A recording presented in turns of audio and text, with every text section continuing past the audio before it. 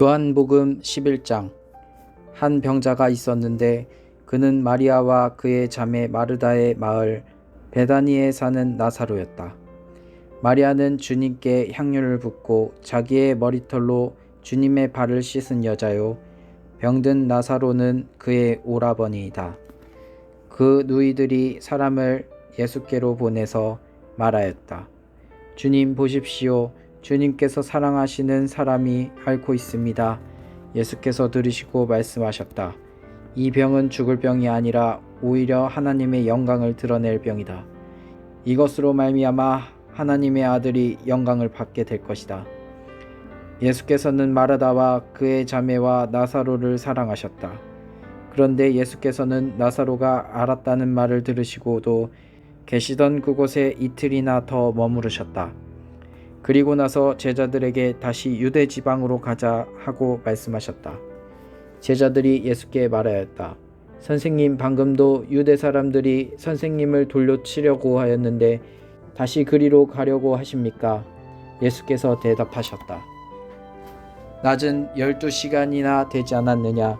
사람이 낮에 걸어다니면 햇빛이 있으므로 걸려서 넘어지지 않는다.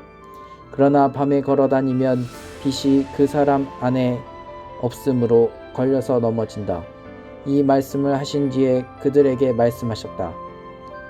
우리 친구 나사로는 잠들었다. 내가 가서 그를 깨우겠다. 제자들이 말하였다.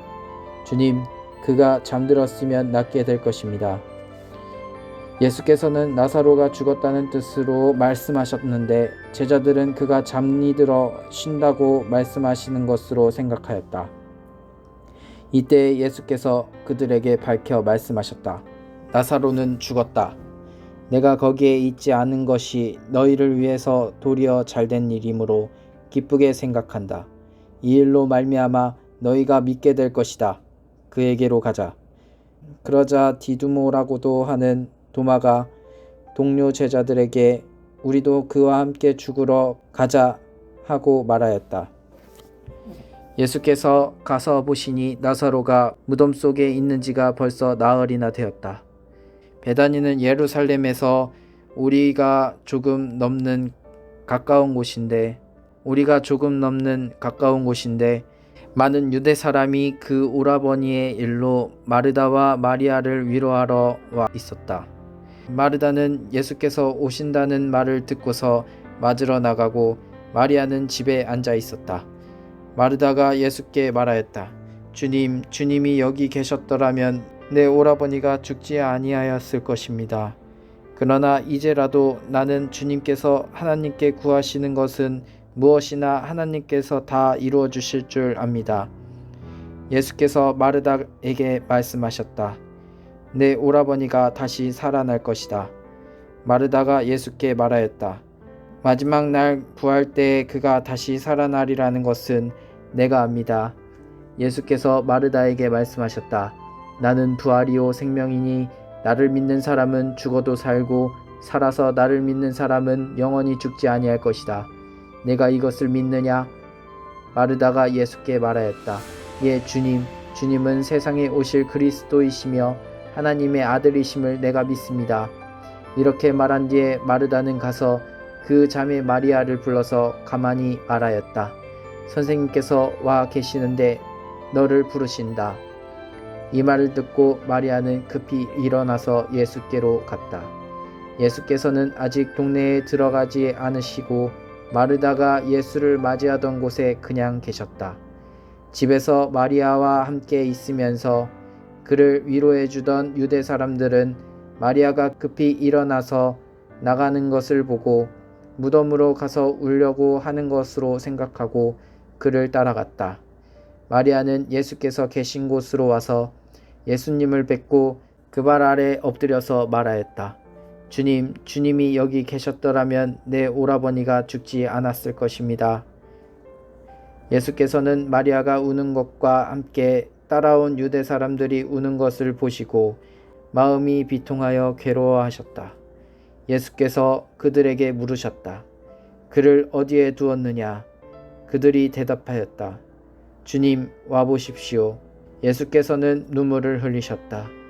그러자 유대 사람들은 보시오, 그가 얼마나 나사로를 사랑하였는가 하고 말하였다. 그 가운데 어떤 사람은 이렇게 말하였다. 눈먼 사람의 눈을 뜨게 하신 분이 이 사람을 죽지 않게 하실 수 없단 말이오. 예수께서 다시 속으로 비통하게 여기시면서 무덤으로 가셨다. 무덤은 동굴인데 그 어귀는 돌로 막아 놓았다. 예수께서 돌을 옮겨 놓아라 하시니 죽은 사람의 누이 마르다가 말하였다. 주님, 죽은 지가 나흘이나 되어서 벌써 냄새가 납니다. 예수께서 마르다에게 말씀하셨다.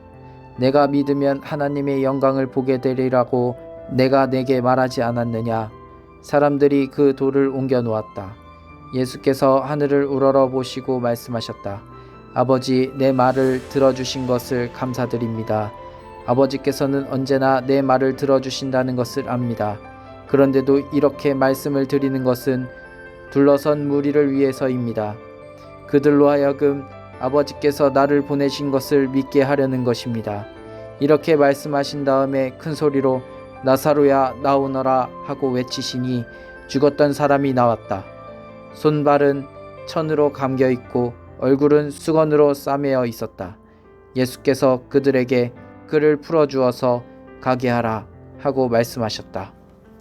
마리아에게 왔다가 예수께서 하신 일을 본 유대 사람들 가운데서 많은 사람들이 예수를 믿게 되었다.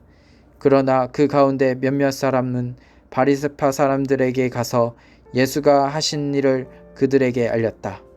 그래서 대제사장들과 바리새파 사람들은 공의회를 소집하여 말하였다. 이 사람이 표징을 많이 행하고 있으니 어떻게 하면 좋겠습니까? 이 사람이 그대로 두면 모두 그를 믿게 될 것이요.